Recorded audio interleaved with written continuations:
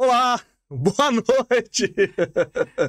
Eu sou Rodrigo de Freitas e a partir de agora vamos trazer os principais assuntos do dia no mundo, no país, no estado e por todas as regiões pela qual a nossa querida TV Serra do Mar abrange.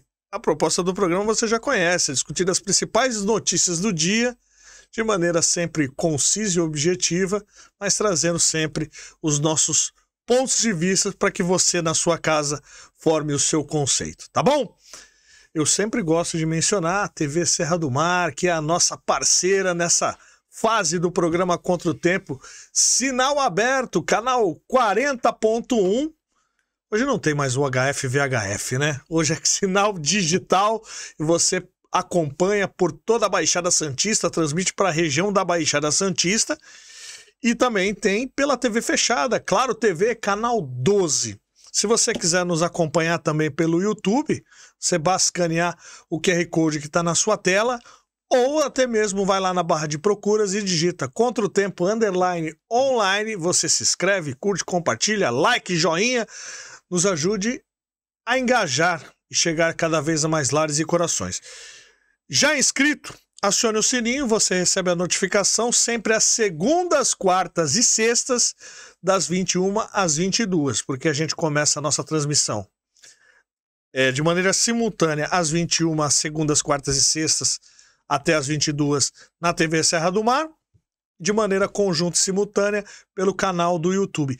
Por falar no canal do YouTube, tem lá também nessa parceria com a WorldCom, do qual nós estamos aqui nos estúdios da WorldCom. Tem acompanhado, eles fazem as edições, tem os cortes do canal, que são pílulas das nossas opiniões, aquilo que é destacado e mais importante dos programas, de maneira reduzida, e você se apropria lá do conteúdo que for dito, e você pode até curtir, além de tudo, compartilhar, tá bom? Como eu já mencionei, hoje estamos aqui direto dos estúdios da WorldCom, fazendo esse programa especial aqui para todos vocês. E já estão comigo dispostos a cumprir o desafio Contra o Tempo, sendo concisos e objetivos, os meus amigos de sempre. Ele, o Conde Paulo Eduardo Costa, presidente do Instituto Histórico e Geográfico de São Vicente, e o CEO da WorldCom, meu querido amigo André Ursini. Boa noite, André. Seja muito bem-vindo. Boa noite, é um prazer estar aqui, estar com o Paulo, para a gente falar assuntos importantes hoje, hein? Assuntos extremamente relevantes. A promessa da Era do Ouro está implantada entre nós. Né, Paulo? Você que está acostumado com muito ouro? Não estou acostumado com tanto ouro assim, não. É uma mania de achar que eu sou um cara que nado em dinheiro, não. O rico aqui porque a gente não imagina que lá na mansão da ilha não tem uma piscina pelo qual você pula direto no dinheiro, que nem o tio Patinhas. Não. Não tem? O que não tem é torneiras de ouro. Não tem? A minha vida inteira eu achei que na mansão da ilha você tinha lá um cofre pelo qual você mergulhava. O máximo que tem lá é uns pisos de mármore de Carrara, algumas coisinhas humildes, assim, simplesinhas e tal. Talheres de prataria. Já fui, mas eu não, pro cofre nunca fui convidado. Para dar um mergulho no cofre, não fui. Aquela parte da fortuna, papo furado, a gente imagina. Tio Patinhas, meu Deus do céu. Nossa realidade é tão diferente disso tudo. Tem um desenho que eu gosto muito, chama-se Family Guy, não sei se você já acompanharam, que ele foi reproduzir a mesma cena do DuckTales. Ele vê assim, que ele fica rico, aí ele olha e fala assim, eu vou conseguir realizar meu sonho do tio Patias. Aí ele dá um mergulho, ele se quebra todo. Eu não sabia que as moedas viram um chão, viram um negócio sólido e que ele se quebra todo. Verdade.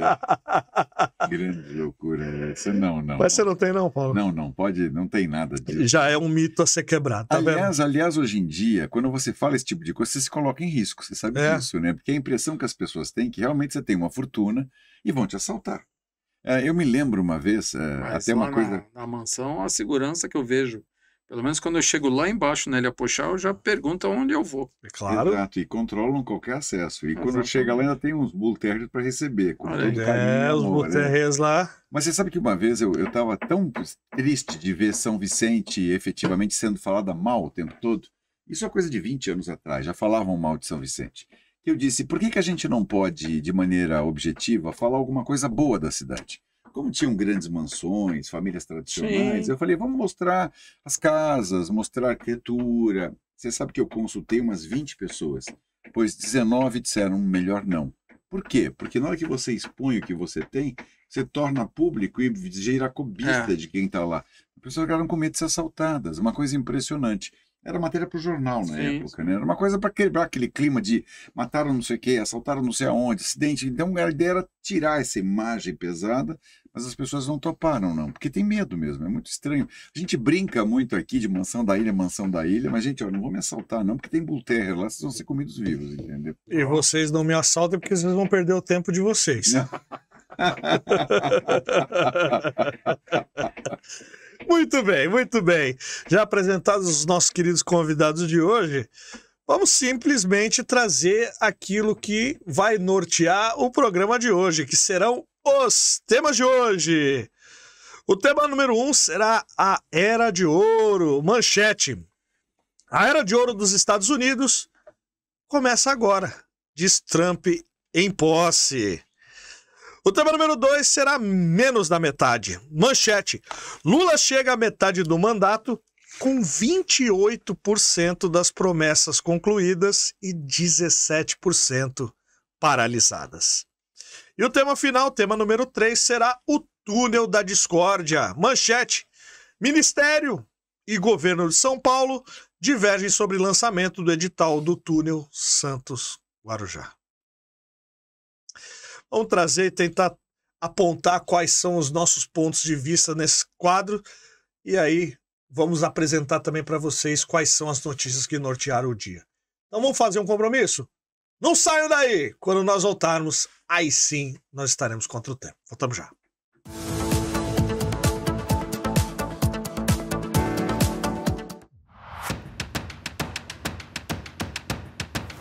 Há 5 anos, iniciamos uma jornada com o propósito de inovação e criatividade no mundo da publicidade. Assim, nascia a WorldCom. Nesse tempo, transformamos visões em realidade, e foram muitas. Agora, estamos com um novo visual. Junto com você, estamos prontos para elevar seu negócio para o próximo nível. WorldCom.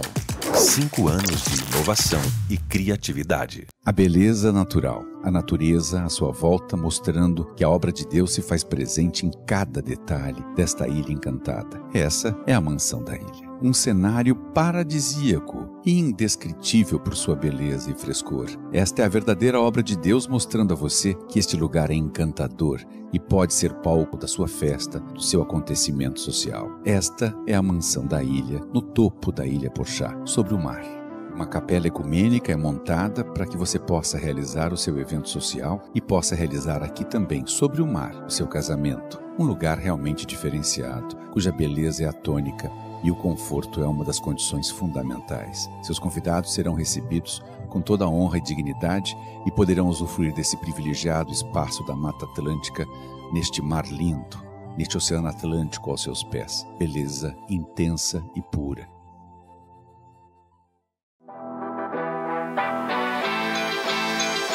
A Vidromar transforma seus espaços com qualidade e transparência. Envidraçamento de sacada com o sistema Slick, mais sofisticado do mercado. Vidromar Santos, clareza e qualidade em cada projeto.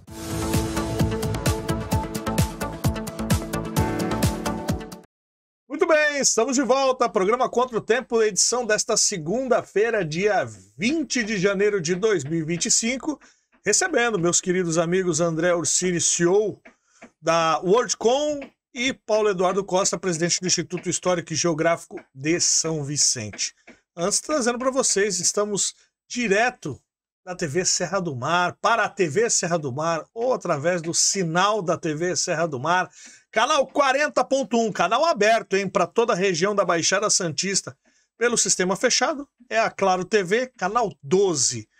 E você também pode nos acompanhar pelo mundo afora, escaneando o QR Code que está aí na sua tela, ou vai lá na barra de procuras, Contra o Tempo, _online, se inscreve, curte, compartilha, like, joinha, nos ajude a aumentar o nosso engajamento. Já inscrito, acione o sininho e você vai receber a notificação na tela do seu smartphone quando nós iniciarmos sempre às segundas, quartas e sextas, das 21 às 22. A gente começa de maneira simultânea a transmissão pela TV Serra do Mar, como também pelo nosso canal lá no YouTube. E além de tudo, você pode acompanhar os shorts ou os cortes do canal, que estão bem legais, produzidos pela equipe técnica, pela equipe de edição da WorldCom, tá bom?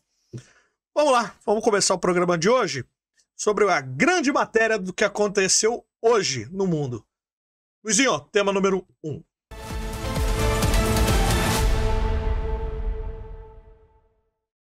Muito bem. Tema número 1. Era de Ouro. Manchete. A Era de Ouro dos Estados Unidos começa agora, diz Trump em posse. O presidente dos Estados Unidos, Donald Trump, declarou em seu discurso de posse nesta segunda-feira, dia 20, que a Era de Ouro americana começa agora, ressaltando que o declínio do país terminou com sua chegada à Casa Branca. Aspas. Deste dia em diante, nosso país florescerá e será respeitado novamente em todo o mundo. Seremos a inveja de todas as nações e nunca mais permitiremos que se aproveitem de nós. A cada dia da administração Trump, colocarei os Estados Unidos em primeiro lugar, disse o presidente. Aspas novamente. Nossa soberania será recuperada. Nossa segurança será restaurada. A balança da justiça será reequilibrada. O uso vicioso, violento e injusto do Departamento de Justiça do nosso governo acabará. E nossa principal prioridade será criar uma nação orgulhosa, próspera e livre, acrescentou. Os Estados Unidos em breve serão os maiores e mais fortes e mais excepcionais do que nunca, destacou Trump. Com essas palavras, Trump começou seu discurso de posse, delineando sua visão dos próximos 4 anos do seu governo. Muito bem. E dito tudo isso, simplesmente na cara deste senhor aqui, ó, que deixou o governo. E da Michele Bolsonaro, que tá ali, não é ela? Ali atrás. Não é. Eu achei que ela ia estar no lugar de destaque. Não tá aqui Quem tá aqui é a Kamala Harris. E não é a Michelle ali atrás. Ali o filho mais novo do... Não, esse aqui, do Trump. Esse é o vice-presidente. Isso. J.D. Vance. E aí, meu querido André, quais são as expectativas sobre essa Era de Ouro e a imposição ou a reposição dos Estados Unidos na geopolítica? Olha, Rodrigo, eu espero que realmente ele consiga fazer metade do que ele prometeu hoje, né? Porque está gerando uma expectativa muito grande na população americana, né, de voltar os Estados Unidos a fazer com que a população, principalmente de classe média, né, volte a crescer, porque não vem crescendo nos últimos anos.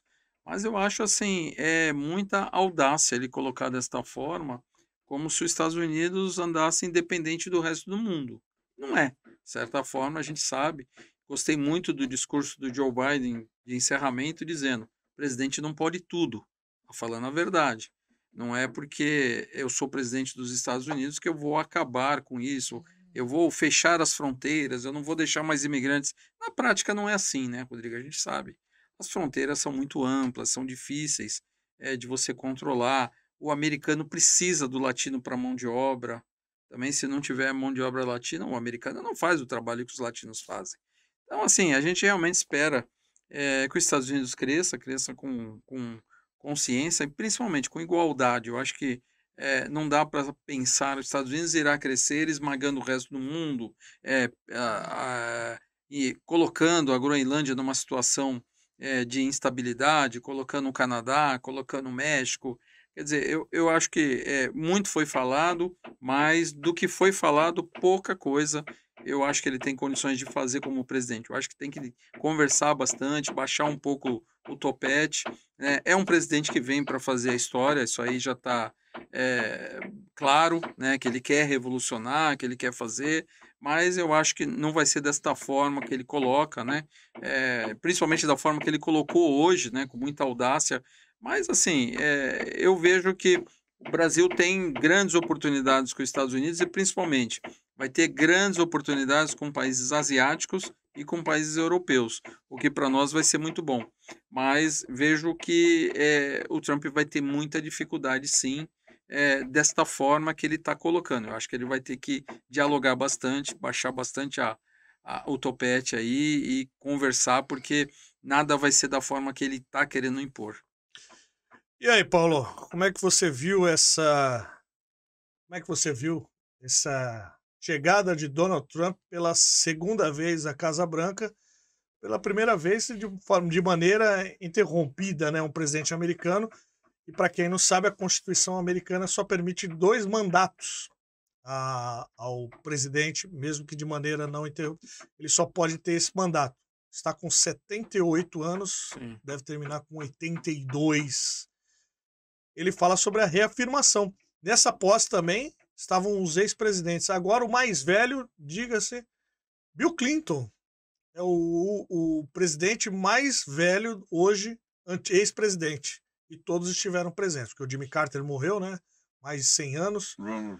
Ronald Reagan, o George Bush, pai, também faleceu. Então, vivos estão apenas Bill Clinton, George Bush, Barack Obama e Joe Biden. Engraçado, eles pintam o Trump agora como se fosse o salvador da pátria. Ele é pintado mesmo. Ele é pintado, ele pinta até o cabelo. Não, a cara dele é laranja. Parece aquele cenoura e bronze. Parece aquela bronzeamento artificial. Parece, sabe que você vai no shopping, dá aquele verniz. O jato de tinta laranja. Deve ter uma lambida todo dia do cachorro dele, alguma coisa assim, que deixa ele meio amarelado. Mas é engraçado, eu tenho uma imagem dele, eu falei para vocês no carro hoje, quando a gente vinha para cá. Eu acho ele tão arrogante, tão prepotente, tão exibido, tão cheio de si. Ele anda como se fosse a última bolacha do pacote, como se o mundo inteiro fosse mudar porque ele se assumiu a presidência. O exemplo que eu tenho foi a primeira gestão dele. Inflação alta, desemprego alto, e o Biden conseguiu consertar a inflação, embora ela voltou a crescer agora no último ano, e o desemprego, então, o Biden deu uma consertada muito boa, embora ainda tenha índices altíssimos, né? Ele vai ter que enfrentar comunidades de gente passando fome nos Estados Unidos. Sim. E não é essa beleza que a gente imagina, porque quem vem estava falando, não, os americanos são maravilhosos, tudo é maravilhoso, lá tudo funciona, conversa fiada. O sistema de saúde deles é uma catástrofe. Vamos lembrar que nos Estados Unidos hoje tem 134% a mais moradores de rua do que no Brasil. Exato, e você vê isso no cotidiano. Você anda nas ruas de Los Angeles, você vê milhares de pessoas abandonadas. Quer dizer, então ele vai ter que enfrentar um problema social muito maior do que ficar blasfemando e dizendo vou tomar a Groenlândia, porque o Canadá tem que ser um estado dos Estados Unidos, vou construir um muro. Me parece, desculpe até a palavra que eu vou usar, que parece uma patética figura tentando se impor a troco de factoides. Ele cria factoides o tempo todo. E o pior é ver um monte de gente seguindo como se ele fosse realmente o redentor da pátria, o grande milagreiro, o salvador da pátria, como era o nome de novela que tinha aqui. Ele vai ter que enfrentar problemas seríssimos adentro. Agora, claro, ele vai assumir esse segundo governo com muito mais folga no sapato, porque ele tem a maioria no Congresso, né? Então, para ele vai ser muito mais tranquilo.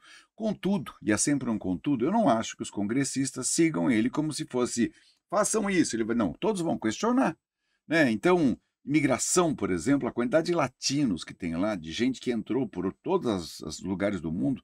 Ontem mesmo a Globo estava mostrando uma imagem no Fantástico de gente de todos os países asiáticos que vem pela rota do Panamá para tentar entrar lá de clandestino. Muitos entrando pelo Brasil, né? Exato, inclusive por São Paulo até, que é uma situação que a gente sabe. Agora, claro, tenta um país onde a remuneração é adequada, onde quem consegue emprego ganha o suficiente para construir um futuro na vida, coisa que no Brasil é impossível, né? Porque aqui tudo é a base do salário mínimo, que não te permite nem viajar para a Argentina hoje, tão difícil que está. Nós estamos vivendo aqui uma dificuldade grande em termos de governo, em termos de investimento, de crescimento, a nossa indústria está parada, os americanos são muito próximos. Agora, o que eu acho interessante, foi até que o André comentou no comentário dele, é que as loucuras que ele fala talvez beneficiem o Brasil. Porque se ele começar a taxar todos os produtos chineses, como ele prometeu, quem vai começar a vender para a China, até em retribuição, vai ser o Brasil. Então o agronegócio brasileiro vai crescer, sim, o fornecimento de matéria-prima vai crescer. E não é só o Brasil, todas as demais nações produtoras vão começar a trabalhar mais com o mercado chinês, gerando um superávit maior ainda na nossa balança comercial. Então só por isso. Agora, que ele definitivamente não é o redentor da pátria, não é o dono da verdade, não é o cara que vai resolver todos os milagres, pode ter certeza que não. Eu, particularmente, pessoalmente, não gosto dele. Acho ele um cara antipático, acho ele muito arrogante, muito petulante.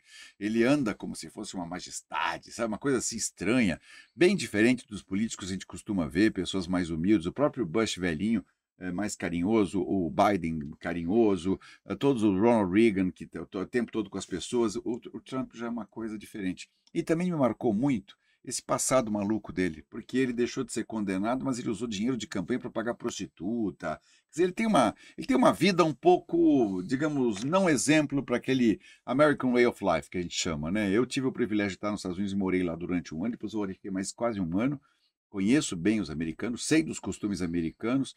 De fato, eles queriam uma mudança, porque estavam cansados do Partido Democrata, queriam que a volta dos republicanos, então tá certo, mas não sei, posso estar analisando errado e gostaria de estar analisando errado, mas vai ser o tiro no pé da economia mundial caso ele ponha em prática todas essas alucinações que ele tem no cotidiano. Quem gosta dele, que o engula. Eu definitivamente não gosto.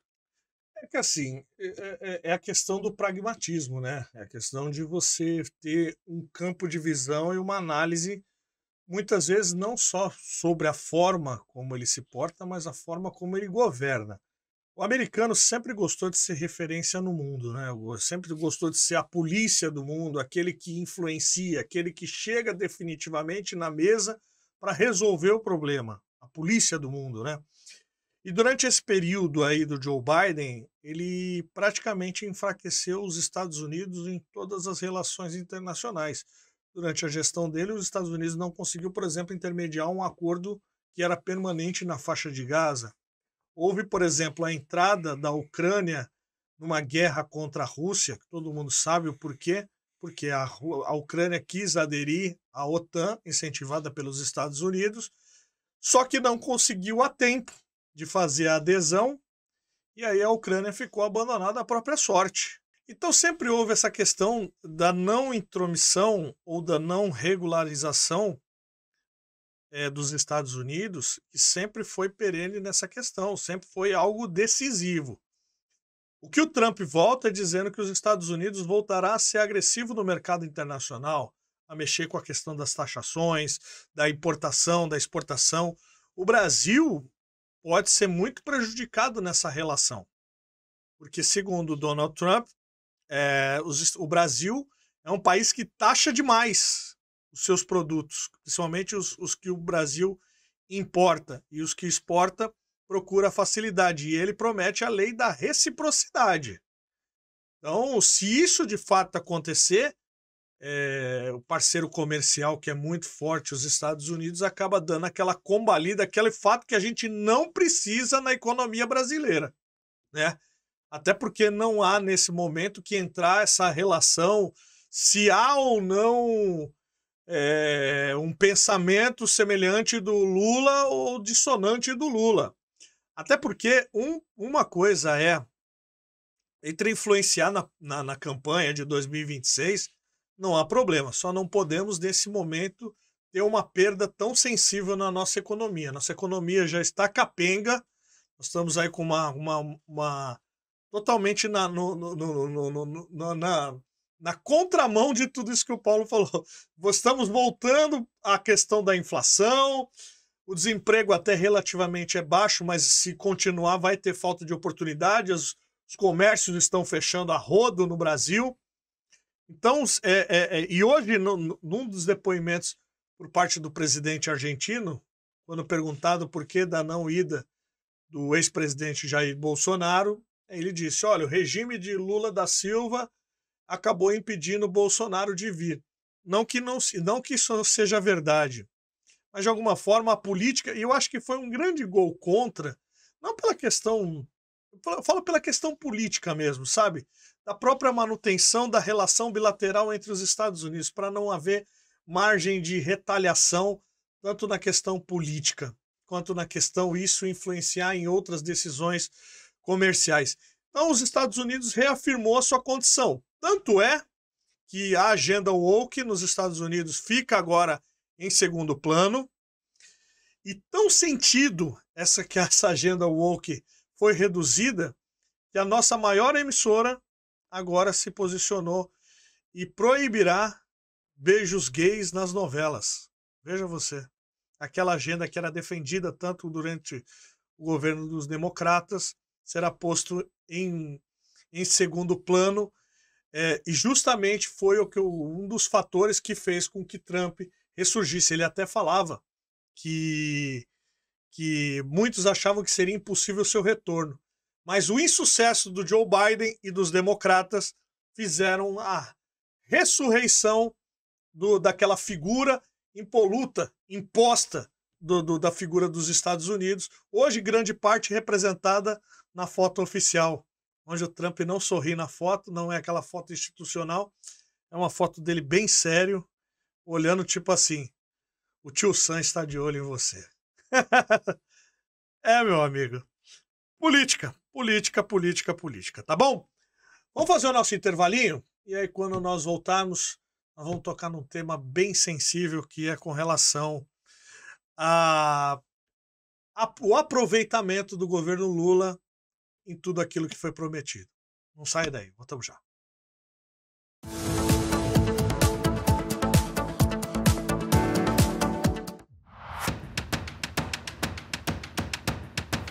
Há 5 anos, iniciamos uma jornada com o propósito de inovação e criatividade no mundo da publicidade. Assim, nascia a WorldCom. Nesse tempo, transformamos visões em realidade, e foram muitas. Agora, estamos com um novo visual. Junto com você, estamos prontos para elevar seu negócio para o próximo nível. WorldCom. 5 anos de inovação e criatividade. A beleza natural, a natureza à sua volta, mostrando que a obra de Deus se faz presente em cada detalhe desta ilha encantada. Essa é a mansão da ilha. Um cenário paradisíaco e indescritível por sua beleza e frescor. Esta é a verdadeira obra de Deus, mostrando a você que este lugar é encantador e pode ser palco da sua festa, do seu acontecimento social. Esta é a mansão da ilha, no topo da Ilha Porchat, sobre o mar. Uma capela ecumênica é montada para que você possa realizar o seu evento social e possa realizar aqui também, sobre o mar, o seu casamento. Um lugar realmente diferenciado, cuja beleza é atônica e o conforto é uma das condições fundamentais. Seus convidados serão recebidos com toda a honra e dignidade e poderão usufruir desse privilegiado espaço da Mata Atlântica neste mar lindo, neste Oceano Atlântico aos seus pés. Beleza intensa e pura.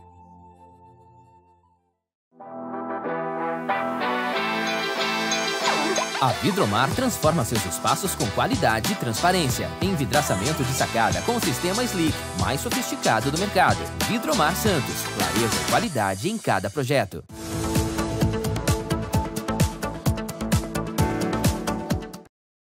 Muito bem, estamos de volta ao programa Contra o Tempo desta segunda-feira, dia 20 de janeiro de 2025, recebendo meus queridos amigos Paulo Eduardo Costa e o CEO da WorldCom, André Ursini. Vamos tocar o tema número 2? É um tema sensível e para as pessoas poderem analisar números que são consideráveis na hora de você tomar uma decisão. E o ano que vem é ano de decisão. Luizinho, bora lá, tema número 2.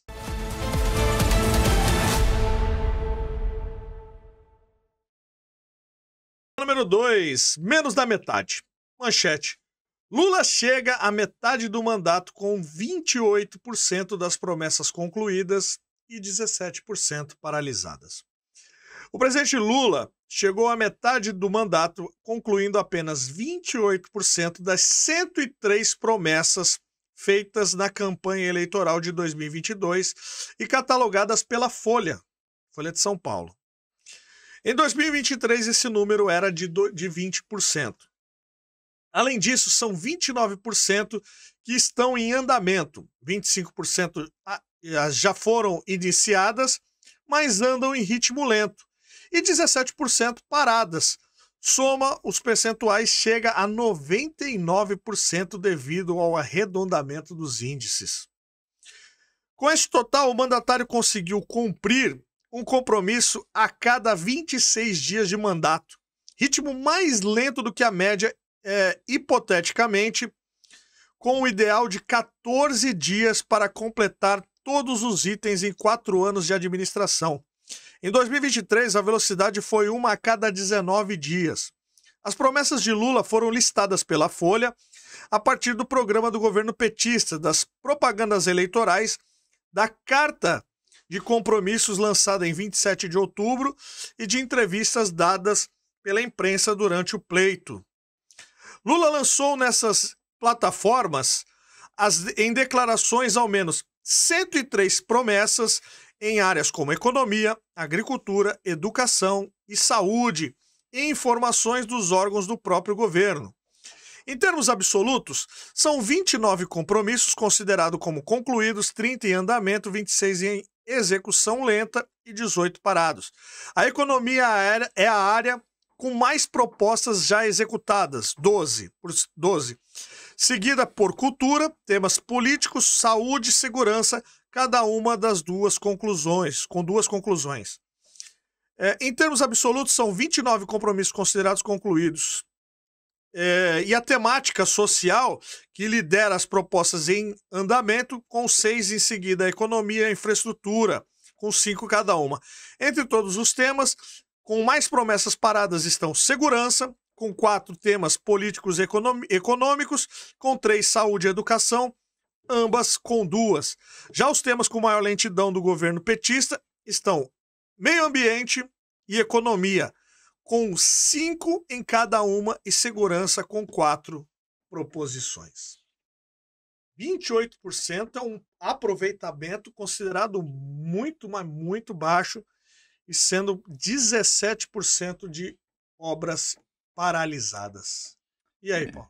Na verdade, eu acho que, primeiro, a gente não pode se espelhar no Lula das 2 primeiras gestões, depois de tanto escândalo de corrupção, de desvio de dinheiro, de malversação, de milhões que foram tomados para lá e para cá. Quer dizer, aí acabou praticamente todo aquele processo que a gente tinha de reconstrução, porque a ideia do Lula, quando ele foi eleito lá atrás, era reconstruir a nação, era implementar processos novos, só que a política era diferente. Hoje ele tem que enfrentar o centrão, ele tem que enfrentar o casuísmo, o oportunismo político. Hoje está tudo muito mais difícil. E ele também fez uma coisa que eu acho que foi péssimo para a nação. Embora eu entenda que ele devesse injetar valores na economia para reativar a economia, e é uma grande verdade, tanto que os números do desemprego caíram de 16 milhões para 6,5, e isso é um fato, a gente não pode negar, até porque índices oficiais. Ele esqueceu que exercer a política não é gastar mais do que pode, emitir moeda mais do que pode e fazer o dólar disparar, porque isso vai implementar efetivamente a inflação. Então, ele não vai conseguir as 100 e tantas promessas que ele prometeu. Ele já é um Lula mais envelhecido, já é um senhor, né? Não é mais o sindicalista, aquele cara todo, né? Então, assim, acho que ele vai encontrar dificuldade, sim. O governo não tem apoio amplo. De fato, aparentemente, ele ainda tem a maioria da população ao seu lado, mas mesmo assim tenho dúvidas do que vai acontecer a partir de agora, né? Porque há outras opções, outras oportunidades, outros trabalhos, e o Brasil não está navegando no mar da tranquilidade, né? Embora os índices inflacionários ainda continuem contidos, evidente que 4,7%, que foi a inflação do ano passado, é muito menos do que os 117% da Argentina, do seu Milei, né? Então a gente sabe que a Argentina está no fundo do poço, não tem reserva cambial, não tem dinheiro, a produção agrícola dela está desvalorizada, as indústrias estão sendo modernizadas aos poucos, mas você vê dificuldade. O Brasil está enfrentando a mesma dificuldade e vai ser um trabalho muito difícil para o Luiz Inácio conseguir concluir esse governo com uma melhor aprovação popular. Ele trocou agora o ministro das Comunicações, né, para poder até tentar ver se tem uma interlocução mais próxima do governo com a população, mas ele está precisando ter ações um pouco mais marcantes. Por incrível que pareça, Rodrigo, tudo que você falou agora há pouco, não existe uma grande evolução no governo Lula, algo que você possa lembrar e dizer, Lula fez isso de maravilhoso nessa última gestão. Você percebe que tem muita coisa ainda a ser feita, mas ele perdeu o fôlego, ele não está mais com aquele ritmo que ele tinha, a capacidade de negociação dele diminuiu muito, mesmo com os 38 ministérios, se não me engano, que ele tem à disposição, criou mais um, 39. Agora 39, que ele criou o Ministério do Márcio França, sim, não é isso? Isso. Então é muita coisa. Então eu acho que definitivamente o fardo e a máquina estatal está pesada, a dívida pública é a pior coisa de todos, que vai gerar uma condição de pagamento atrás, os juros altos ainda. inibição de consumo, falta de implementação para a indústria, porque tudo está baseado no agro e não deve ser assim. Então, acho que está na hora da gente começar a pensar um pouco mais grandioso, mas infelizmente não há que se esperar muito não do atual governo do Luiz Inácio. Rezo que dê certo, até porque eu sou brasileiro, quero bem o meu país, não sou adepto do PT, não votei no PT, não voto no PT, de fato, tenho restrições pessoais, mas eu quero o melhor para o meu Brasil, né? Então, eu quero que o presidente tenha sucesso na sua empreitada, que o Brasil retome o crescimento natural, que a inflação seja contida e mantida como está nesses patamares, que o desemprego desça mais e que a gente gere mais oportunidades, até porque o Brasil é um país em potencial crescimento. Agora, tínhamos que fazer uma reforma tributária, uma reforma financeira, uma reforma fiscal, uma reforma administrativa, coisa que não decola, aparentemente, né? A única reforma feita com rapidez foi a reforma do INSS, a reforma da aposentadoria, na época ainda do Jair Messias Bolsonaro. Agora as coisas estão meio trôpegas ainda. Eu acho que o Brasil poderia ter outra dinâmica, né? O que você acha disso, nosso querido CEO? Aliás, CEO, uma coisa interessante, por que usam a palavra CEO, né?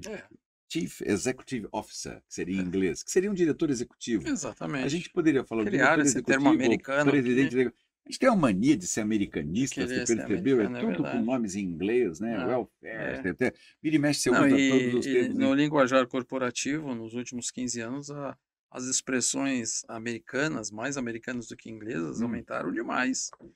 Hoje você fala brainstorm, você fala uns termos totalmente ingleses, né? Então, Portugal se faz mais a defesa da língua, né?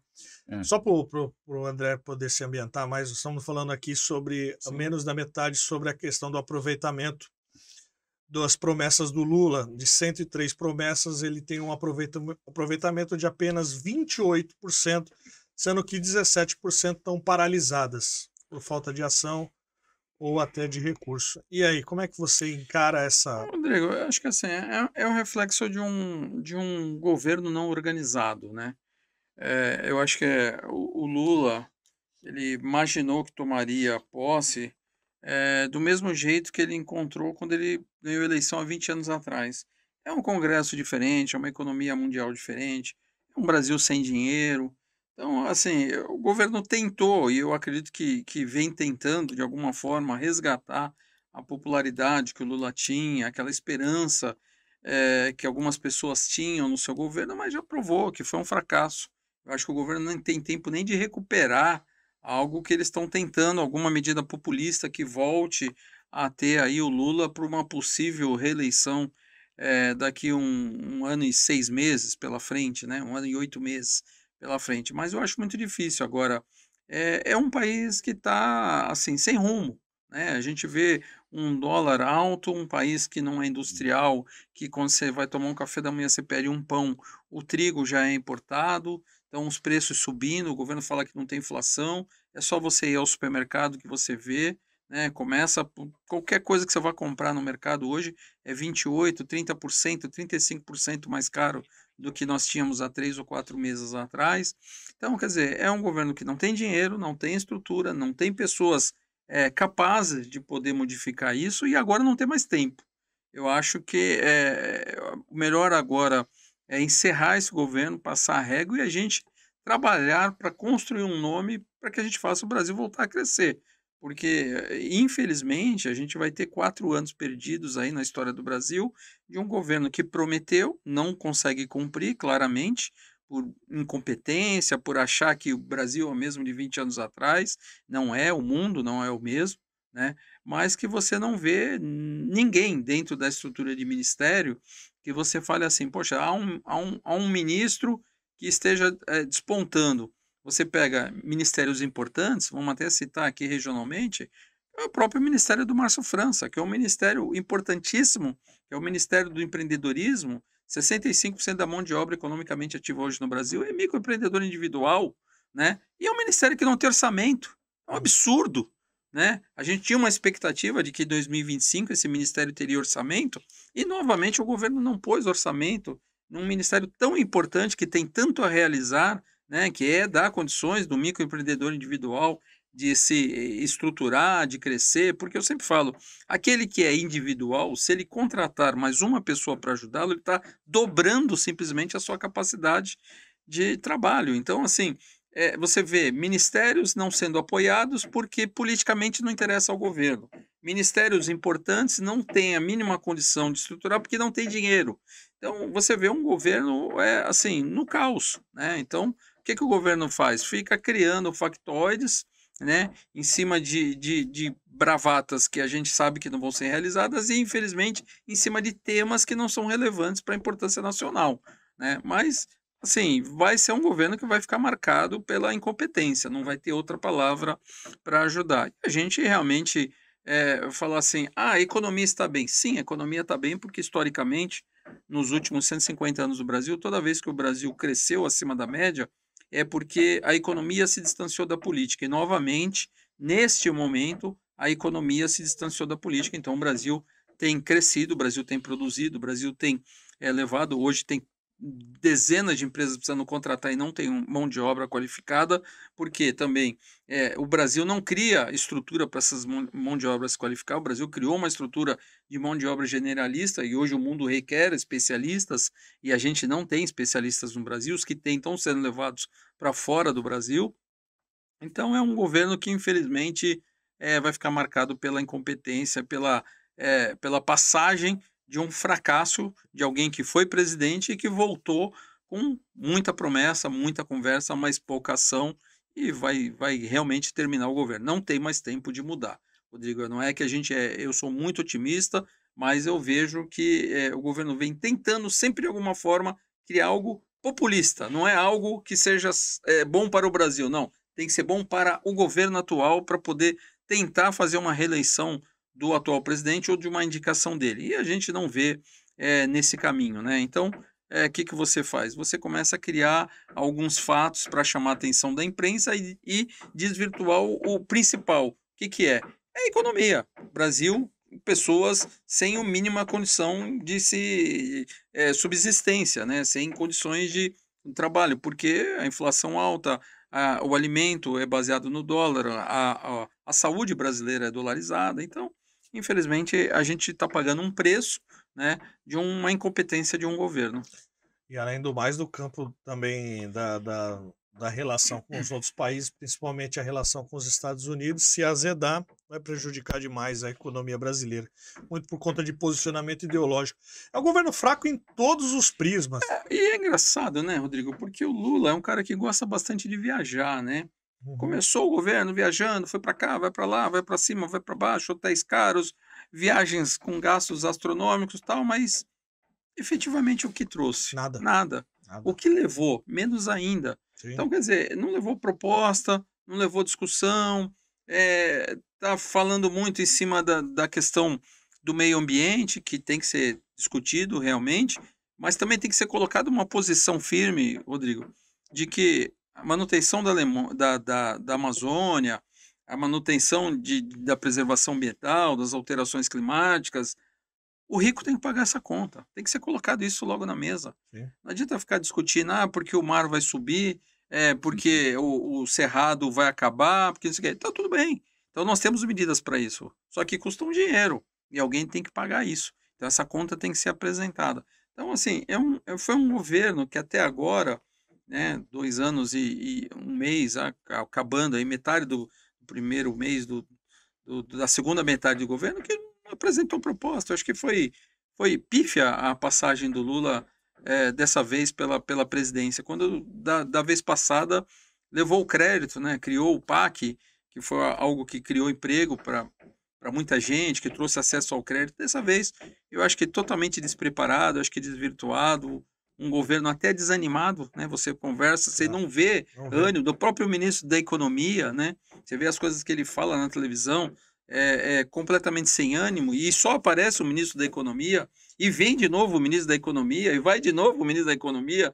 Quer dizer, é algo assim, tipo, precisa acontecer um milagre no governo, e a gente sabe que não vai acontecer. E é um governo que não se comunica, né? Um governo que não detém massa mais para poder conduzir, carrear as informações, é um governo que tem que recorrer muitas vezes às próprias narrativas criadas ideologicamente do que propriamente seja questão de governo. Porque você colocar o Fernando Haddad como ministro da Fazenda, não é o especialista da área, criticou, teve atritos demais com o Banco Central, criou muito factoide. Essa história das portarias aí, da portaria da Receita, da questão do Pix, foi algo muito mal explicado, tanto que o Lula hoje diz que mas nenhum ministério baixa a portaria, para você ver da forma como a coisa criou o estrago. Porque descambou, né? Descambou. É mais ou menos assim, Paulo. É um governo moribundo que descambou. É porque é que nem você... É mais ou menos assim. Quando você conta uma piada, você não sabe contar piada, mas você se mete a contar piada.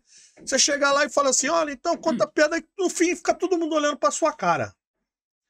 E quando você tem que explicar a graça da piada... Aí já não funciona. Já não funciona mais. Eu vi muito assim, viu, Rodrigo? Eu acho que governo atual, entende que ser ministro da economia é ir para a televisão falar difícil. Isso. Né, porque o pobre não entende e aí ele vai ficar achando que o falar difícil requer resultado. Só que, ao mesmo tempo, o pobre não tem condições de subsistir. Então, ele vai ao supermercado, o leite subiu. Vai ao supermercado, o feijão subiu.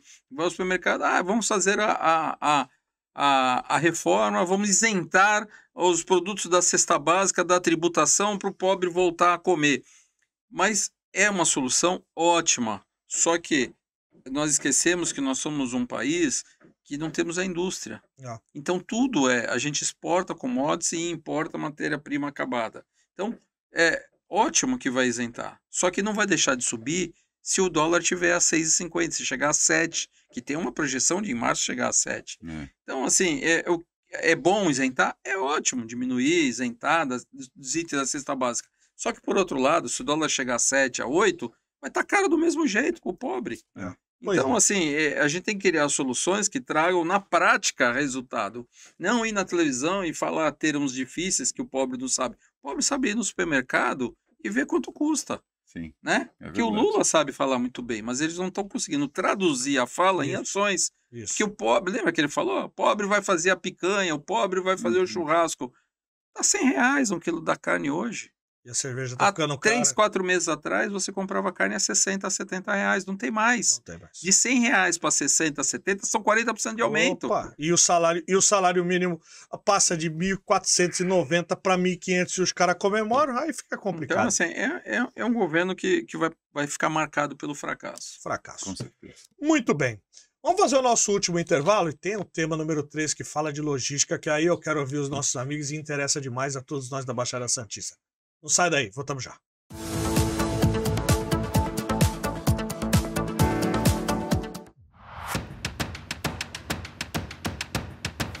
Há 5 anos, iniciamos uma jornada com o propósito de inovação e criatividade no mundo da publicidade. Assim, nascia a WorldCom. Nesse tempo, transformamos visões em realidade, e foram muitas. Agora, estamos com um novo visual. Junto com você, estamos prontos para elevar seu negócio para o próximo nível. WorldCom. 5 anos de inovação e criatividade. A beleza natural, a natureza à sua volta mostrando que a obra de Deus se faz presente em cada detalhe desta ilha encantada. Essa é a mansão da ilha. Um cenário paradisíaco e indescritível por sua beleza e frescor. Esta é a verdadeira obra de Deus mostrando a você que este lugar é encantador e pode ser palco da sua festa, do seu acontecimento social. Esta é a mansão da ilha, no topo da Ilha Porchá, sobre o mar.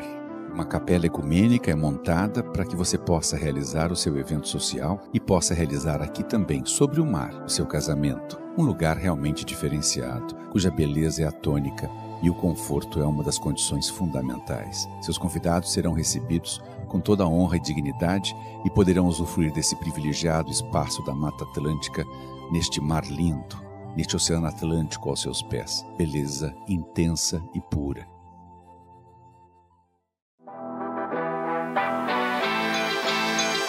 A Vidromar transforma seus espaços com qualidade e transparência. Envidraçamento de sacada com o sistema Slick, mais sofisticado do mercado. Vidromar Santos. Clareza e qualidade em cada projeto.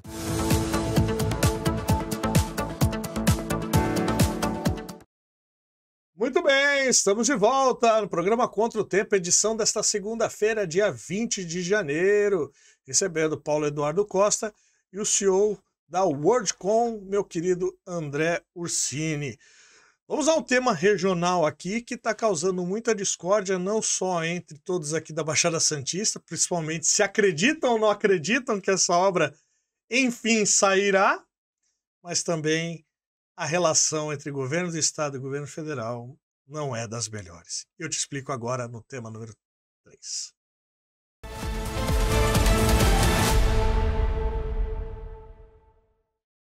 Em Túnel da Discórdia. Manchete. Ministério e governo de São Paulo divergem sobre lançamento do edital do túnel Santos-Guarujá. O Ministério de Portos e Aeroportos e o governo do Estado de São Paulo divergem sobre o cronograma de lançamento do edital de lei para o túnel imerso Santos-Guarujá. O Estado de São Paulo pretende publicá-lo em fevereiro, enquanto a União sugere junho. Atualmente, a documentação está em análise no Tribunal de Contas da União.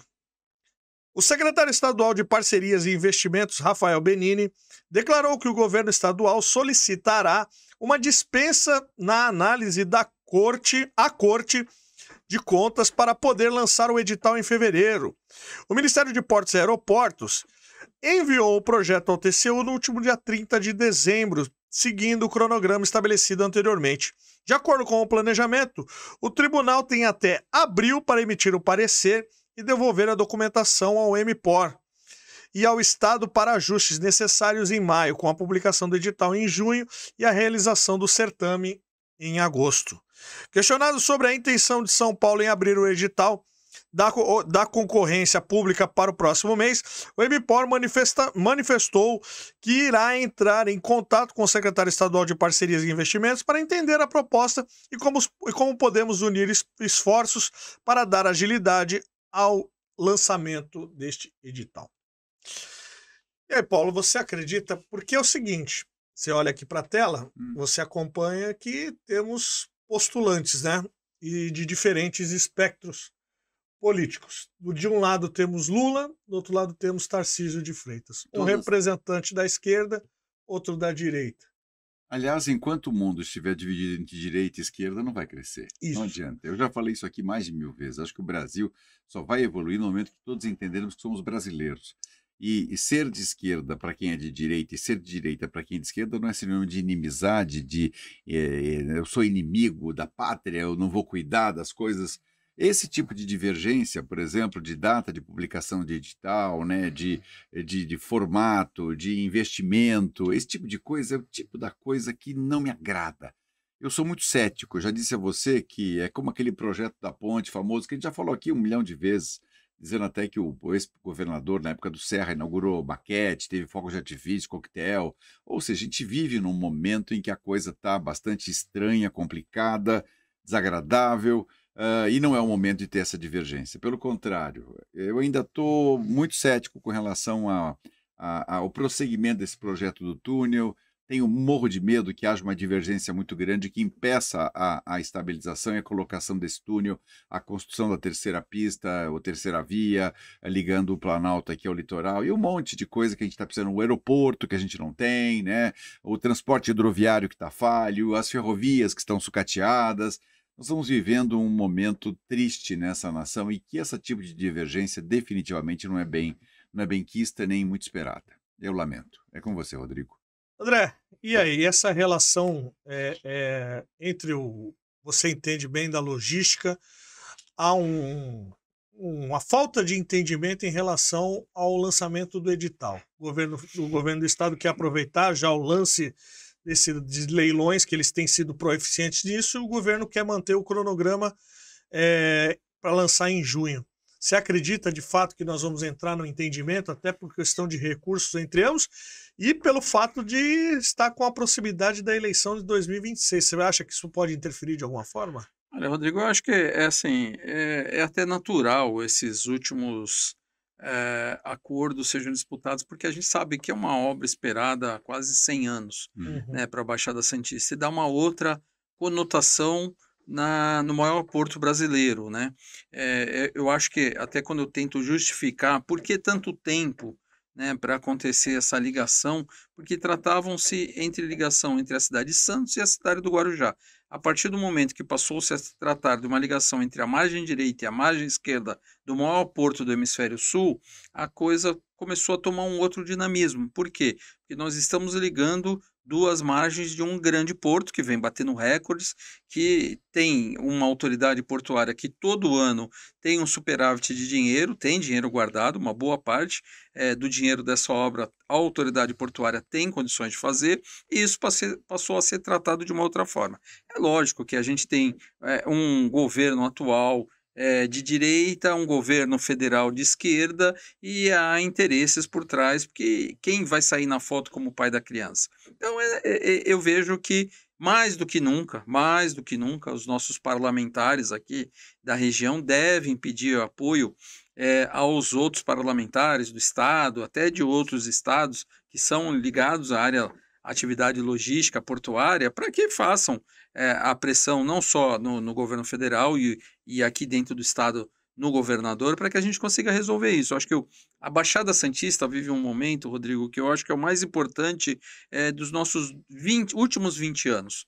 O último grande anúncio de investimento que nós tivemos na Baixada foi em 2004, com a vinda da Petrobras. Já se passaram 20 anos, nós estamos em 2025. De lá para cá, a gente nunca teve mais um anúncio de um grande investimento na Baixada. Essa ligação entre as duas margens é importantíssima, como a nova descida da rodovia dos imigrantes, também é importantíssimo, que está sendo resolvida aí numa ligação da própria extensão do contrato da concessionária atual, né, que ela sai de uma ligação da rodovia com uma ligação à rodovia, não precisava ser feito uma nova licitação, é uma extensão do contrato da concessionária, ela faz o investimento e resolve o nosso problema, que é isso que a gente quer. Eu acho que a gente tem que ser prático, objetivo e direto. A gente precisa da ligação seca, a gente precisa de uma nova descida e a gente precisa das obras complementares, que dão mais uns 3 bilhões de reais, porque não adianta colocar mais carros aqui embaixo, mais caminhões e não ter o escoamento dentro das cidades. Então, eu acho que é um momento de união, eu acho que temos que unir, quando a gente fala, não é só os dois municípios diretamente favorecidos, como Guarujá e Santos, mas entendo que Cubatão, Praia Grande, São Vicente, Bertioga, todos esses municípios têm que trabalhar junto, cada um com a sua força política para a gente resolver isso.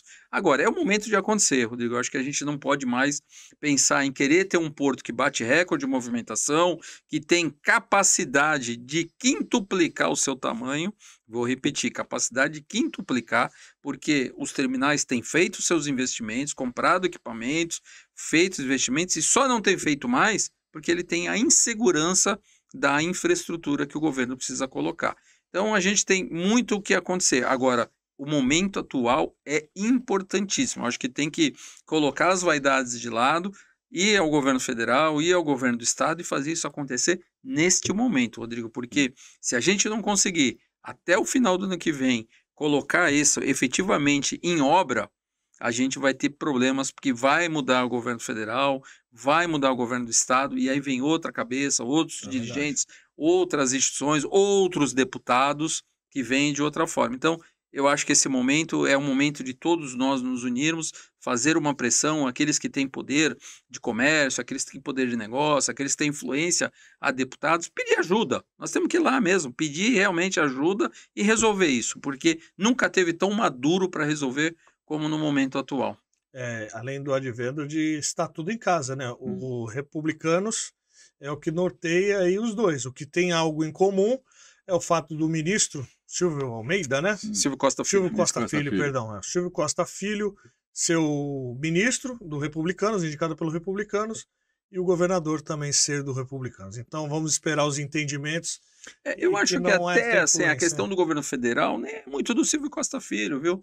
Eu acho que está mais dentro ali da Casa Civil, que está mais segurando, porque o ministro Silvio Costa Filho teve mais de 100 vezes o ano passado aqui na região, inaugurou obras importantes, sempre foi muito adepto de querer resolver, e ele sabe que ele resolvendo, ele fica com o nome dele gravado na história da Baixada Santista. Então o ministro Silvio Costa Filho está muito proposto a isso. Agora, sempre esbarra na Casa Civil. A Casa Civil é a que faz a estratégia política. E nesse momento, quem vai sair na foto? É o presidente Lula, é o governador Tarcísio. Então tem aquela coisa que a gente precisa administrar isso, mas é importante que todos façam pressão para isso resolver. André, muito obrigado e até uma próxima. Obrigado, um prazer estar aqui com vocês e até a próxima. Paulo, muito obrigado. Encerrou. Obrigado, viu, querido? Muito obrigado. Obrigado aos telespectadores que nos acompanham. Gente, programa edificante hoje, como sempre, aqui direto dos estúdios da WorldCom. Vamos fazer mais edições aqui, que é bem legal a gente poder receber, conversar sempre com o André e com o Paulo ao mesmo tempo. E dizer a vocês, nós não somos donos da verdade não, apenas 3 pontos de vista ser levados em consideração. Fiquem todos com Deus, sigam na programação da TV Serra do Mar e até a próxima quarta-feira, às 21 horas.